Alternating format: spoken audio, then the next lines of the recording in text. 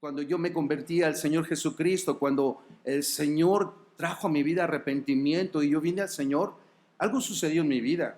Lo notaron, lo notó mi mamá, porque eso, no tengo padre, pero mi mamá lo notó, mis vecinos lo notaron, mis hermanos lo notaron. Dijeron, ¿qué te está pasando, no? ¿Sabes qué era eso? Era gracia. Era la gracia de Dios actuando en mi vida.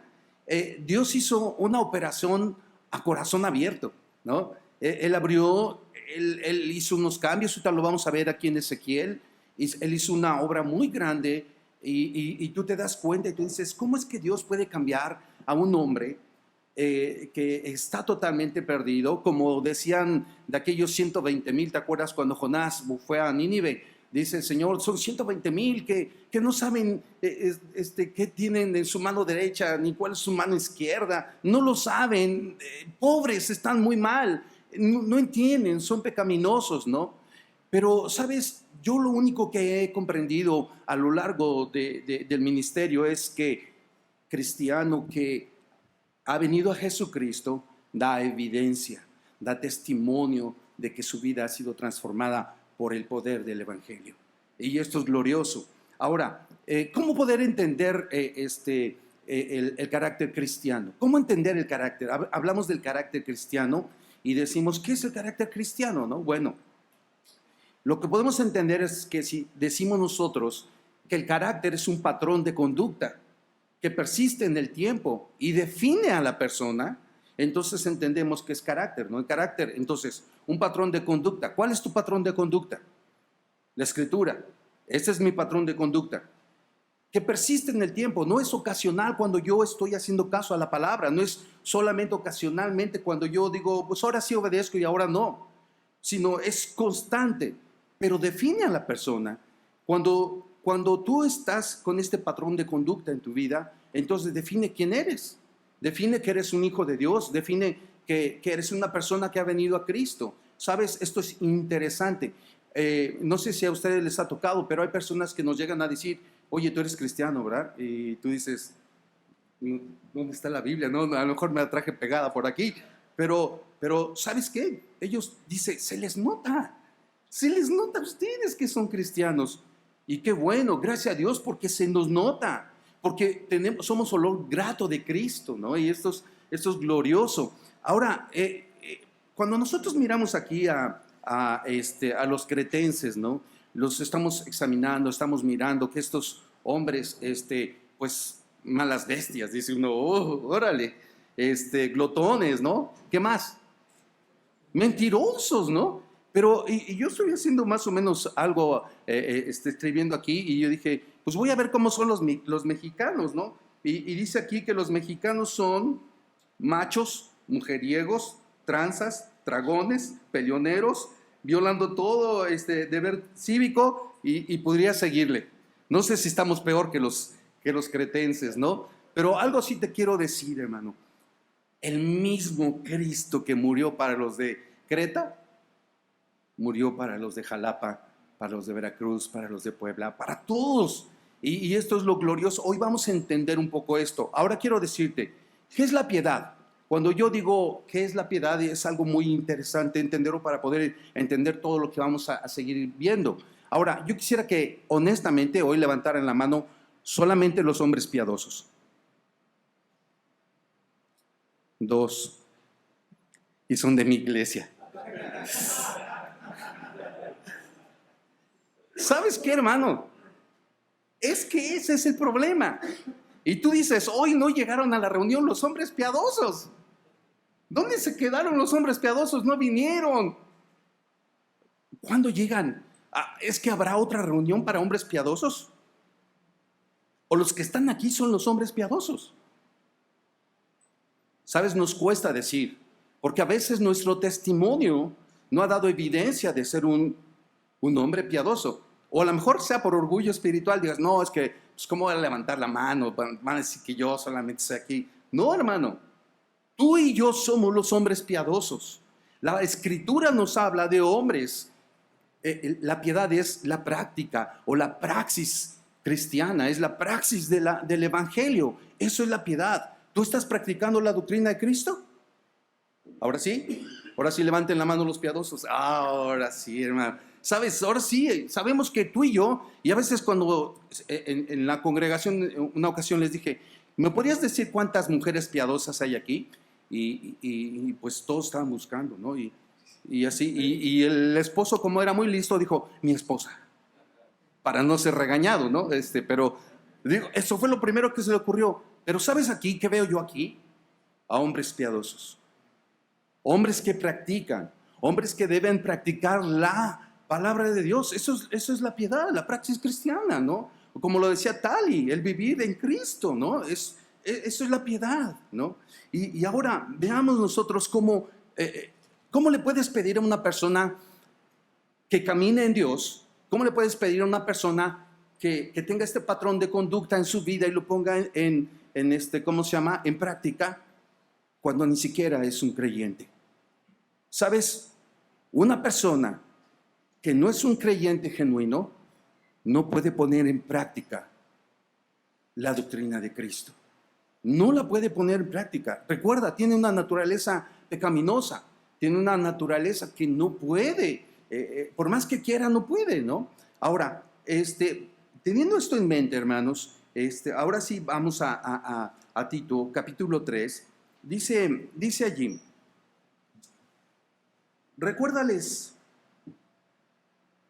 que se sujeten a los gobernantes y autoridades, que obedezcan, que estén dispuestos a toda buena obra.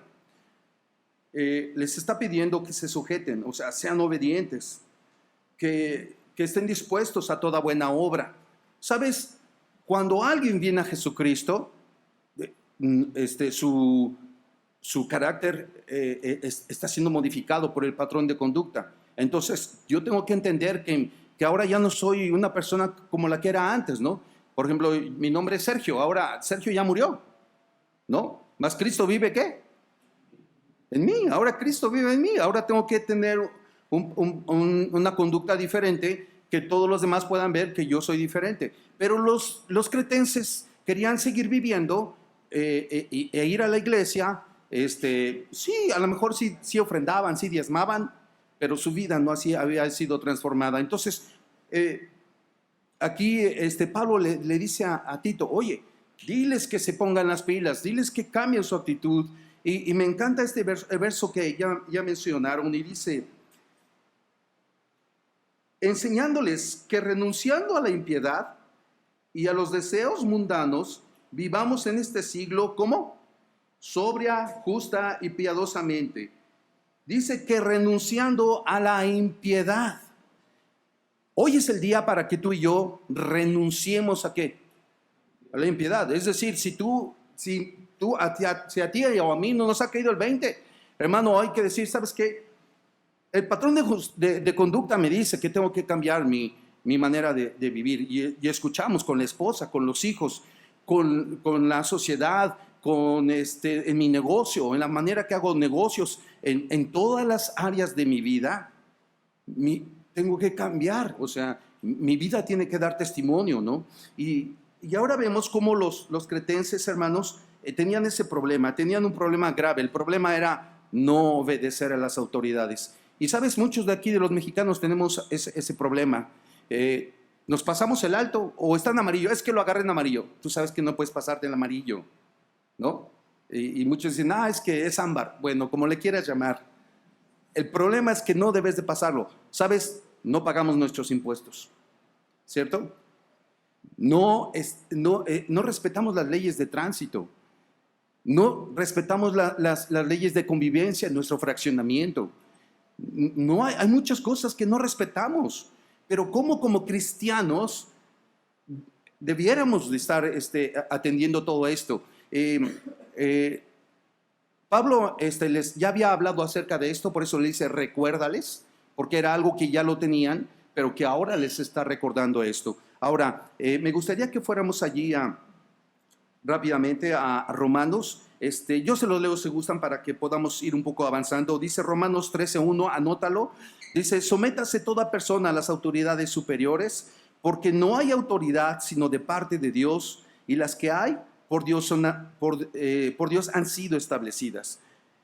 De modo que quien se opone a la autoridad, a lo establecido por Dios, resiste. Y los que resisten acarrean, ¿qué dice? Condenación para sí mismos. Es decir, vas a tener consecuencias cuando tú no obedeces a la autoridad. ¿Quién puso las autoridades? Dios. ¿Él las estableció? Sí. ¿Te gustan? No sé. Dios, cuando han venido el tiempo de elecciones, a veces decimos, ay, el presidente este, el otro, y empezamos a hacer memes de los, bueno, no sé si han hecho memes de los presidentes, pero quiero decirles algo, eso no es correcto.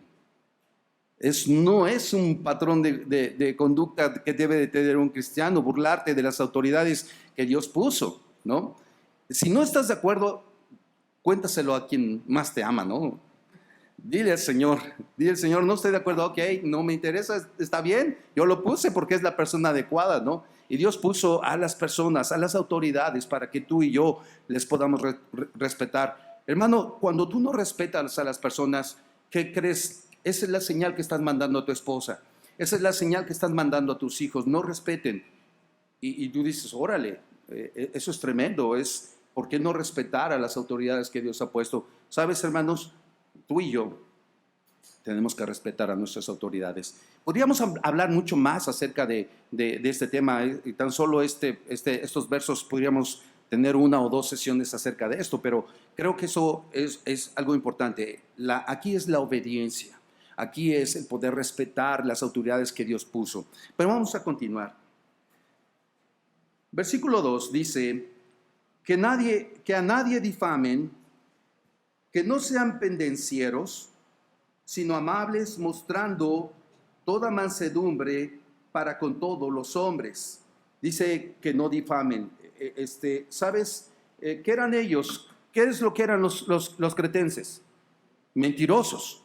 Eran mentirosos, por eso dice que no difamen. O sea, que no digan mentiras, que no estén haciendo incorrecto. Pero también les dice que no sean, ¿qué? Peleoneros, ¿no? Que no estén peleando. No sé si algunos de ustedes dicen, pues por esta ocasión me voy a bajar de la cruz y me van a conocer. Entonces, no te bajes de la cruz, estás bien ahí, ¿no? Sigue crucificado, ¿no? Pero sabes, muchos de nosotros podemos actuar, y yo cuando veo a alguien, mira, yo he visto a hermanos que de repente están caminando en Dios y de repente los ves y dices, órale, me desconcertó. Se bajó y lo agarró a moquetazos. Dices, no sé si decir gloria a Dios porque ganó. Pero lo que sí puedes entender es que la actitud que tuvo el hermano revela ¿qué? Revela su corazón, revela su testimonio. Y cuando tú y yo hacemos cosas indebidas, eso es lo que manifestamos, lo que revelamos. Ellos no estaban obedeciendo a las autoridades, ellos eran peleoneros. De hecho, uno de los historiadores griegos habla acerca de ¿cómo se llama? De los cretenses, y dice que ellos les gustaba sublevarse y que eran rebeldes. Y tú dices, oye, era un estuche de monerías. Por eso es que creo que ahí Tito tuvo que hacer, con la gracia de Dios, pudo hablar a ellos, ¿no? Porque eran tremendos. Ahora, ¿por qué es importante el poder entender que debe haber una evidencia? Bueno, vamos a ver. ¿Sabes, hermano? La palabra de Dios nos menciona que Dios ya hizo lo más importante, que su gracia ya lo hizo lo más importante. Ahora, lo que tú tienes que hacer es lo que mencioné hace un momento, que tú tomes una decisión y empezar a caminar a Dios. Mira lo que Dios ya hizo. Primero, dice así, porque nosotros también éramos en otro, ¿qué? Éramos en otro tiempo insensatos, rebeldes, extraviados, esclavos de concupiscencias y deleites diversos, y viviendo en malicia y envidia, aborrecibles y aborreciéndonos, ¿qué dice? Unos a otros. O sea, vean hasta dónde ha llegado esta situación. Pero quisiera comentarte algo acerca de estos calificativos que hay de los que tú y yo teníamos anteriormente, porque Pablo le dice, esto éramos nosotros anteriormente, esta era nuestra vida pasada, en lo cual ya no tenemos que seguir viviendo. Nuestra vida ha cambiado. O sea, Cristo ha hecho lo más grandioso, hizo una operación a corazón abierto. Y ahorita vamos a ver esa operación que el Señor hizo. Pero antes quisiera mencionarte algunos calificativos de esta naturaleza, de una naturaleza que nos separa de Dios. Y dice, insensato. El insensato es un necio que no quiere saber de nada, ni quiere saber tampoco de la verdad de Dios, ¿no? Y muchos de nosotros éramos de esta manera. Pero también nos dice acerca de este otro calificativo, rebelde, que se rebela, que falta la obediencia.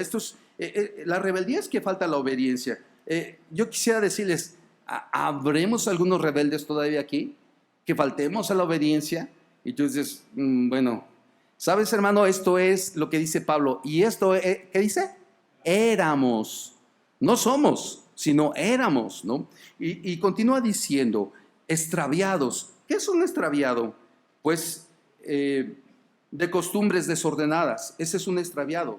Cuando tú lo buscas aún en el diccionario, te dice, un extraviado es de costumbres desordenadas. Hay desorden en su vida. Cuando viene Cristo empieza a meter orden en tu vida.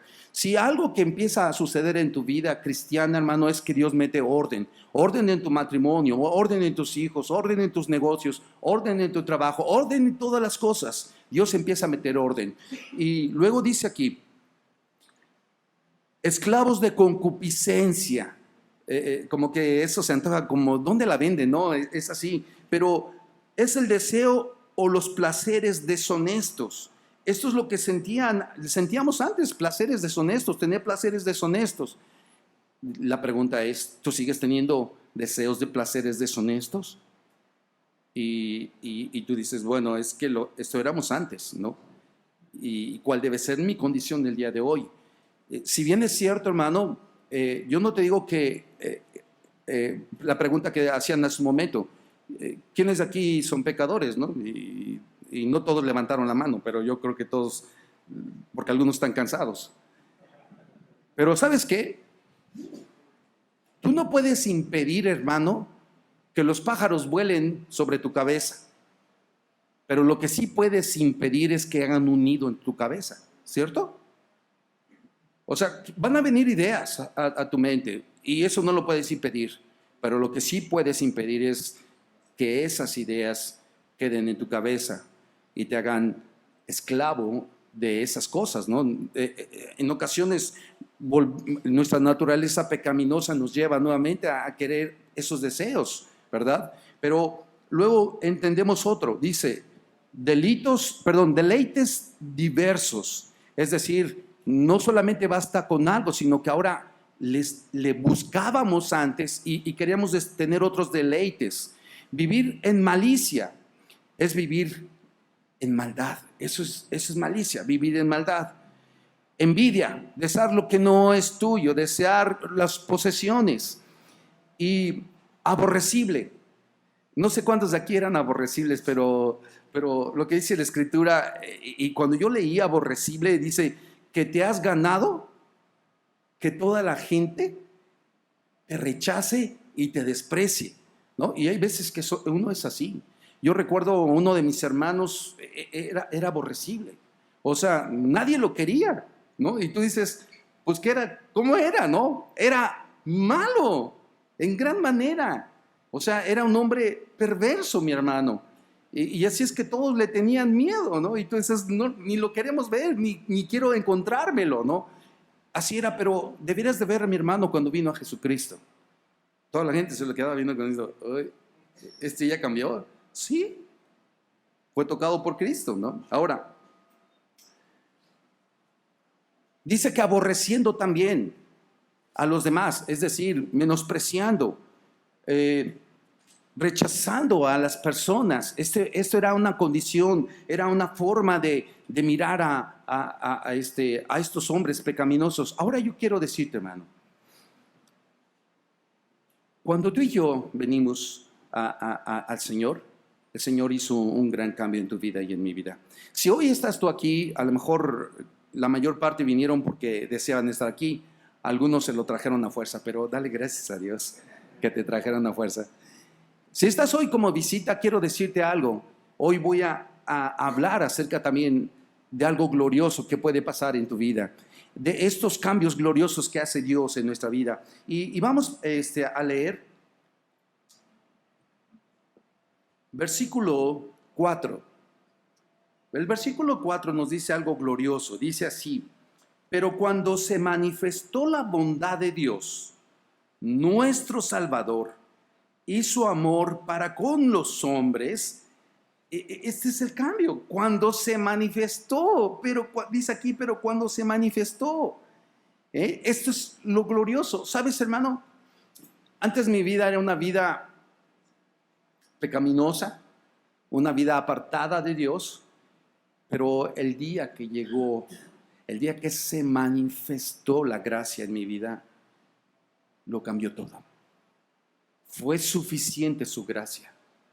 Hermano, si hoy tú has creído que la gracia es suficiente, entonces tienes que empezar hoy a vivir una vida piadosa. Tienes que empezar a vivir de acuerdo a Cristo. Mira lo que hizo el Señor. Versículo 5. Nos salvó no por obras de justicia que nosotros hubiéramos hecho, sino por su ¿qué? Misericordia, por el lavamiento y la regeneración, por la renovación en el Espíritu Santo. Y quiero leerles esto mismo en la versión NTV. Es algo muy, muy hermoso comprender esto. Dice: Él nos salvó no por las acciones justas que nosotros habíamos hecho, sino por su misericordia. Nos lavó quitando nuestros pecados y nos dio un nuevo nacimiento y vida nueva por medio del Espíritu Santo. Él derramó su Espíritu Santo sobre nosotros en abundancia por medio de Jesucristo, nuestro Salvador. Por eso te decía hace un rato que lo que se necesitaba hacer en nuestras vidas ya lo había hecho Jesús. Él hizo el milagro que tú no podías hacer, las cosas que tú no podías hacer. Dice la palabra de Dios allá en Efesios, ¿recuerdas tú? Dice que cuando estábamos muertos en nuestros pecados y en nuestros delitos, ¿qué sucedió? Él nos dio vida. Cuando estabas en el peor momento de tu vida, dice que Él vino y nos dio vida. ¿Sabes? Yo a veces le he dicho al Señor: Señor, ¿por qué me salvaste a mí? Si mi vecino era más buena onda, pero ¿por qué tuviste que salvarme a mí? ¿Por qué fue algo que sucedió conmigo? ¿Sabes cómo se llama esto? Gracia. Porque Él quiso salvarme. Y sabes, hermano, y he entendido esto, he entendido que si no hubo nada que yo hice. ¿Sabes? Cuando alguien está muerto, ¿qué puede hacer por sí mismo? Nada. Pero Él, dice la palabra de Dios, que cuando tú y yo estábamos muertos en nuestros pecados, Él nos dio vida. Y esto es algo maravilloso, en entender que cuando Él viene, hace las cosas completas en nuestra vida. Ahora, me gustaría que fuéramos allí a unos versos.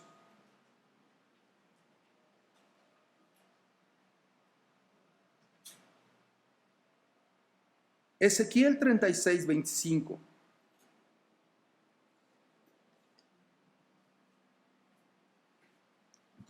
Esa es la operación que te decía que hizo el Señor a corazón abierto. Sí, Ezequiel 36, 25. Me gustaría que fuéramos todos allí para que pudieras comprender lo que el Señor hizo por nosotros. Dice así: esparciré sobre vosotros, ¿qué dice? Agua limpia. Y seréis limpiados de todas vuestras, ¿qué? Inmundicias.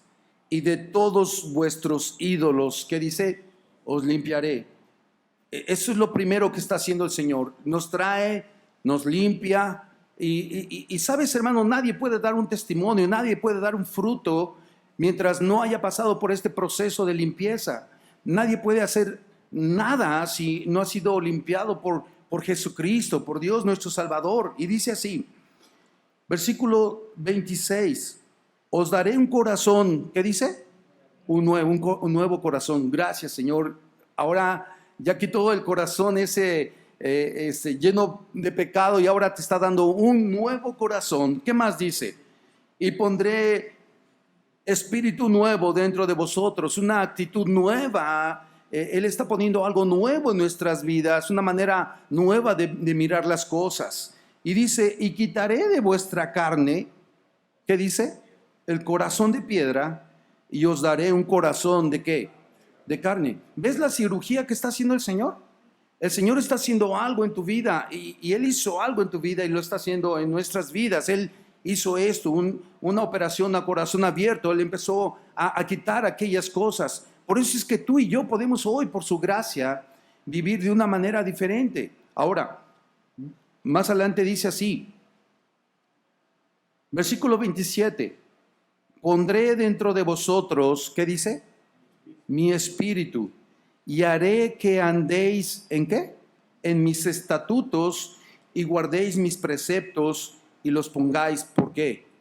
Por obra. Me encanta que el pastor Spurgeon decía algo acerca de este nuevo nacimiento.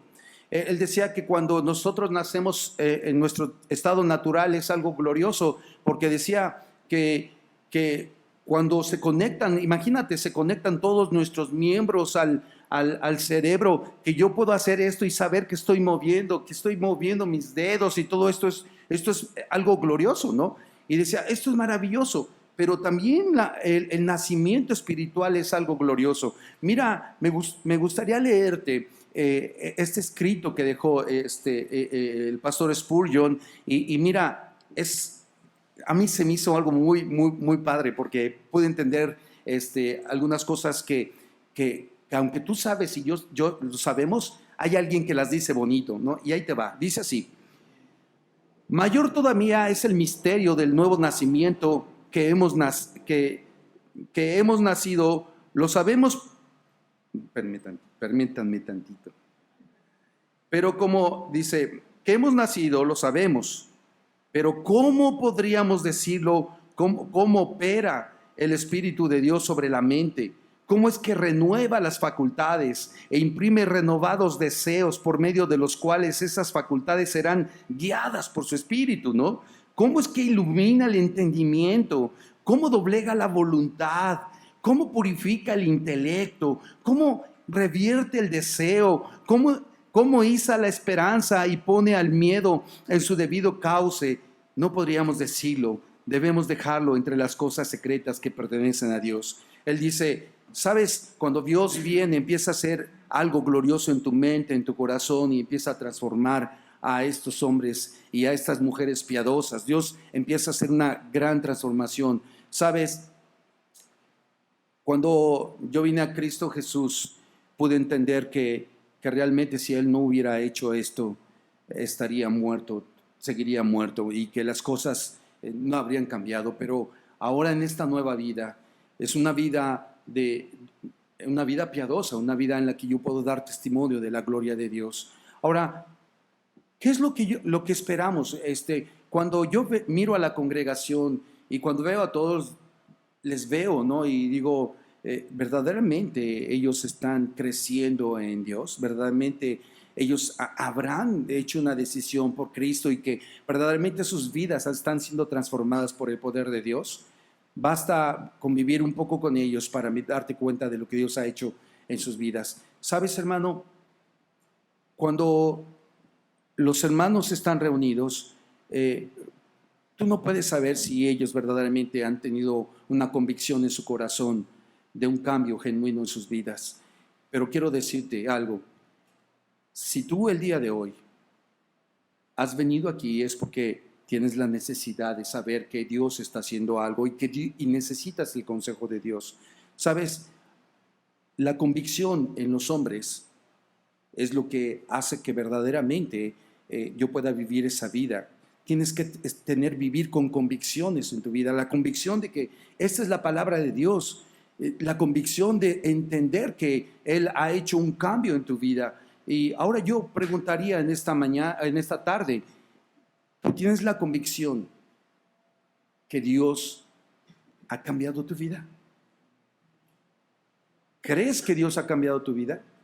Eso es importante, pero ahora, ¿tú crees que los demás ven que tu vida ha sido transformada por Dios? ¿Sabes? Como hace rato decíamos, ¿no? Alguien te dirá, y la esposa en los que somos casados, los solteros pues la libran, pero los casados nos dicen, hey, tú no has cambiado, ¿no? Dices, no me digas eso, ¿no? No me digas eso. ¿Sabes? Tiene que haber una evidencia que tú has cambiado. Tu esposa lo debe notar, tus hijos lo deben de notar, los vecinos lo deben de notar. Es un cambio producido por el Espíritu Santo en tu vida. Dice el apóstol Pablo, estoy ciertísimo que el que comenzó la buena obra, ¿qué dice?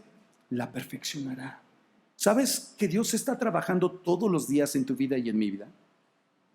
Él está trabajando todos los días en nuestra vida. Él está perfeccionándonos, es decir, está haciendo madurar y crecer en Dios. Y eso es lo que Él está haciendo. Me gustaría que fuéramos allí a Colosenses capítulo 1, verso 10. El apóstol Pablo, cuando oraba, pedía a Dios que algo sucediera en los congregantes. El apóstol Pablo decía, Señor, dale sabiduría, dales inteligencia espiritual para que puedan vivir de acuerdo a ti. Colosenses 1, 10.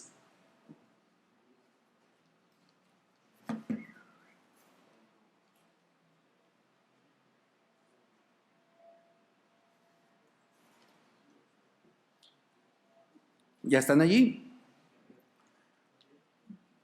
Dice así Colosenses 1:10. Como dice Dani, estos son de los versículos que nos debiéramos de aprender. Para que andéis como es digno del Señor. ¿Cómo es digno andar digno delante del Señor? Dice, agradándole, ¿qué dice? En todo, llevando fruto en toda buena obra y creciendo, ¿qué dice? En el conocimiento de Dios. Número 1, agradándolo en todo. Nosotros queremos agradar a Dios en todo, en mi negocio, en los que están en la escuela, en mi casa, en el trabajo, en la oficina. ¿Quiero agradar a Dios en todo eso? Y eso es algo que tú y yo tenemos que decidir. Es algo en lo que tú tienes que entender. ¿Sabes? Algo que ha entrado a la iglesia, a la congregación, es el secularismo, ¿no? Que dicen, esto es secular y esto es espiritual, ¿no? Y hablamos de secularismo, ¿sabes? Nosotros tenemos una cosmovisión completa en Dios. Es decir, que nosotros como cristianos, Dios está es el dueño de mi vida en todas las cosas que hacemos, ¿no? Porque de otra manera, hermano, cuando tú estés a punto de perder la chamba, no le pidas a Dios, Señor, que no pierda la chamba, sino Dios te va a decir, es que eso es secular. Y tú vas a decir, ¿sí entiendes esto? ¿Sabes qué? No hay secularismo en la iglesia. Es algo que tú tienes que entender, hermano. Dios se mueve en todas las áreas de nuestra vida. Y por supuesto es que tú tienes que dar testimonio en todas las áreas de tu vida. ¿Sabes a qué nos lleva el secularismo? A decir, como esto es secular, pues aquí sí puedo hacer tranza, porque no es de Dios. Pero cuando tú le das el tinte que Dios está en todas las cosas y Dios está por todas las cosas, entonces tu perspectiva cambia respecto a las cosas que Dios quiere. Ahora, continuemos leyendo, vamos allí nuevamente a Tito.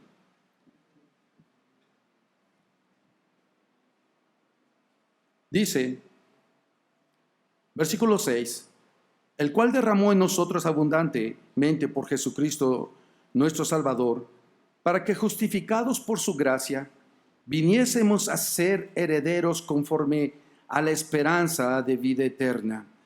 Viniésemos a ser herederos, es decir, nos declaró justos por su gracia y nos hizo promesa, ¿sabes de qué? De vida eterna. Más adelante dice, versículo 8, palabra fiel es esta, y en estas cosas quiero que insistas con firmeza, para que los que creen en Dios procuren ocuparse ¿en qué? En buenas obras. Estas cosas son buenas y son útiles a los hombres. Es decir, esta declaración es digna de confianza. Lo que está diciendo, esto es una declaración digna de confianza. Dice, versículo 9. Me gustaría antes que pudiéramos notar Efesios 2:10, por favor, hermanos.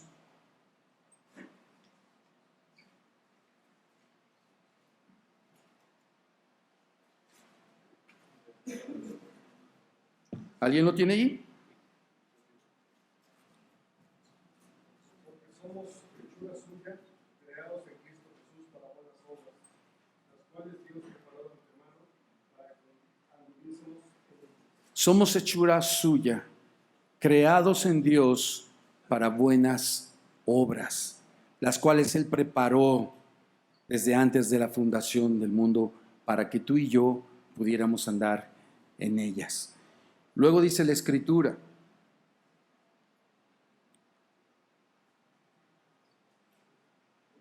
versículo 9, pero evita las cuestiones necias y genealogías y contenciones y discusiones acerca de la ley, porque son vanas, sin provecho. Es decir, no te metas en discusiones de linajes espirituales o de peleas acerca de la ley. O sea, dice, como decía Dani, nosotros no tenemos por qué estar discutiendo de estas cosas.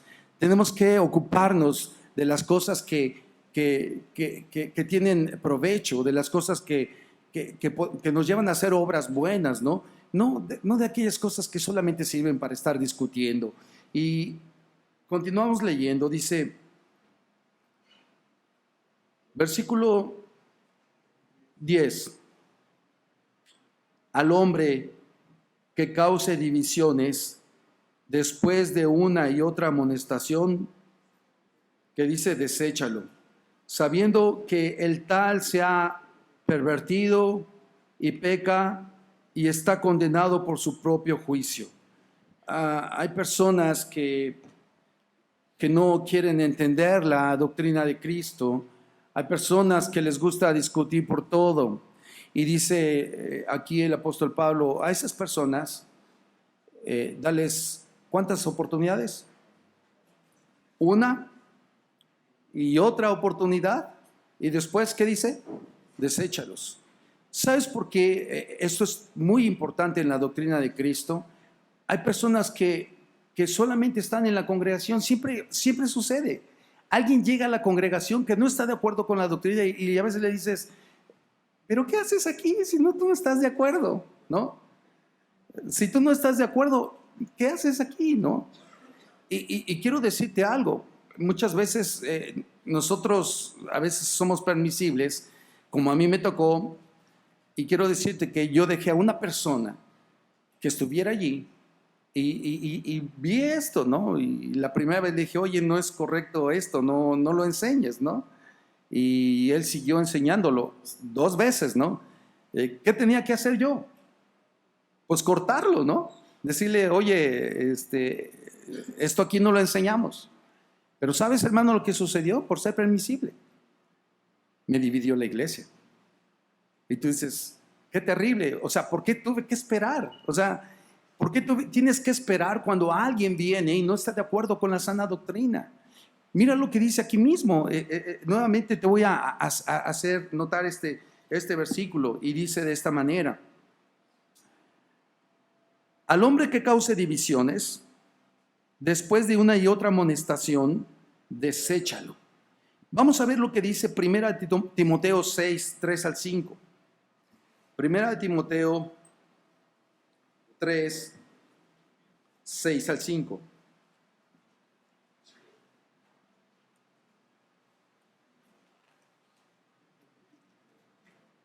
¿Ya están allí?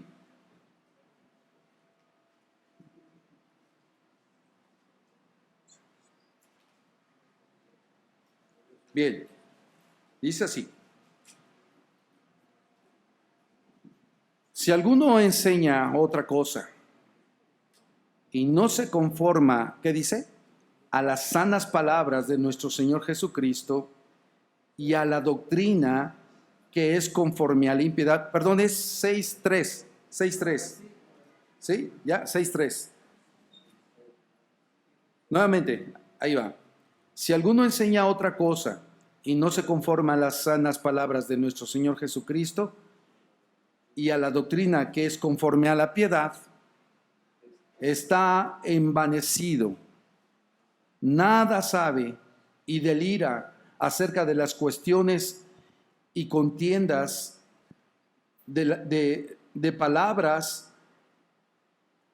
de las cuales nacen envidias, pleitos, blasfemias, malas sospechas, disputas necias de hombres corruptos de entendimiento y privados de la verdad, que toman la piedad como fuente ¿de qué? De ganancia. Apártate de los tales.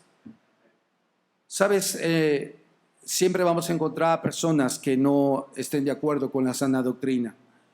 Siempre vamos a encontrar personas que se oponen a caminar. Y sabes, hermano, tú te vas a dar cuenta porque simplemente ves su caminar, ves su testimonio, miras su vida, ¿no?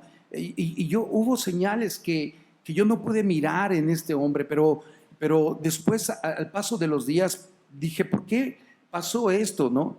Y empecé a hacer un recuento de la vida de este hombre y empecé a ver que no tenía un buen matrimonio, no tenía una buena relación con los hijos, y que le interesaba mucho el quedar bien con las personas, y empecé a notar y yo dije, ¿por qué no me di cuenta? ¿Por qué no me percaté de esto, no? ¿Sabes, hermano?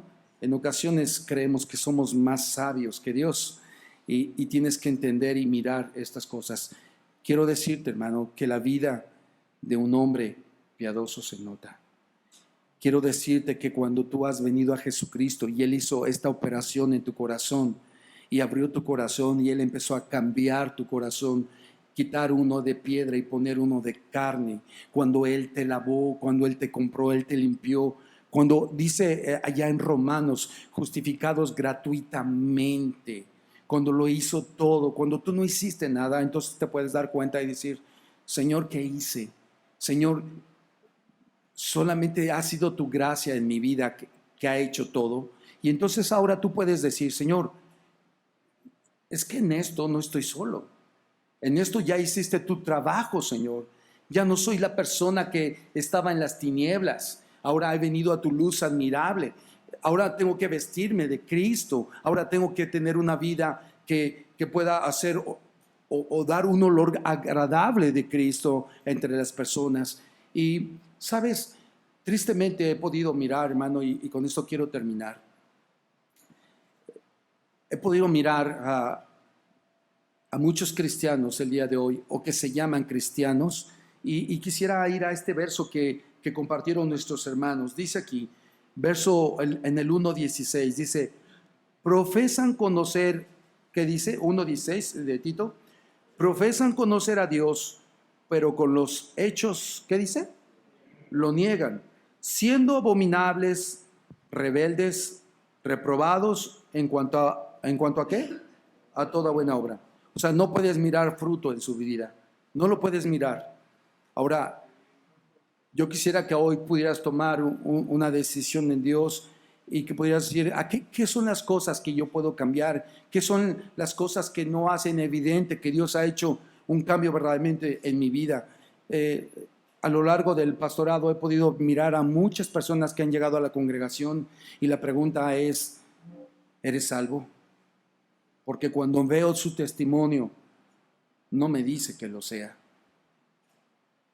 Una persona me hablaba acerca de su hijo y me decía, es que mi hijo va a la iglesia, es que mi hijo da testimonio, mi hijo, bueno, da testimonio de ir y dar un testimonio, pero yo le digo, lo que hace tu hijo no revela a una persona creyente, revela a una persona impía, ¿no? Y le tuve que decir, tu hijo no es cristiano. debieras predicarle a tu hijo y decirle que se arrepienta. ¿Sabes por qué? Porque no hay evidencia en su vida. Me encontré a una hermana que ella se quejaba de su esposo y decía, ¿por qué, pastor, me dejó mi esposo? Si él iba a la iglesia, le decía, iba a la iglesia, pero él no era un creyente. Él no era un hijo de Dios. Y sabes, y ese es algo que como pastor, hoy día lo tengo muy claro en mi vida. Cuando llega alguien a la congregación es lo primero que le pregunto, ¿es usted salvo? Y me dicen, sí. Y a veces me dicen, sí, desde niño, ¿no? Entonces dices, ya entendí, ¿no? A mi yerno cuando llegó a pedirme a la hija, ¿sabes lo que le pregunté? No le pregunté, oye, ¿cómo la vas a sostener? Le pregunté, ¿eres salvo? Y me dijo, como que una pregunta así, ¿no? Pero, ¿eres salvo? Eso es importante. Y ahora yo te digo, hermano, si tienes hijos, no asumas que son cristianos. Si tienes alguien cerca de allí, no asumas que es cristiano. Pregúntale si verdaderamente lo es. Pregúntale si verdaderamente ha tenido un encuentro con Jesucristo.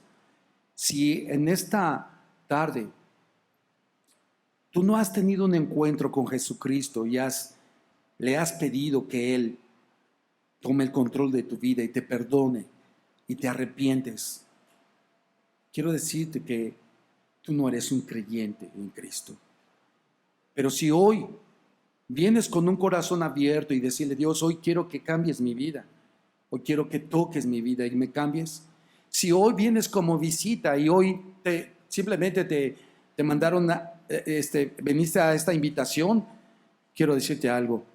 Tú viniste porque necesitas arrepentirte de tus pecados y que el Señor tome el control de tu vida. ¿Sabes? Al final del día podemos mirar que hombres, ya en las salutaciones, encontramos cómo Pablo habla con hombres piadosos que le siguieron. Hermano, termino diciendo, ¿cuántos hombres piadosos hay aquí?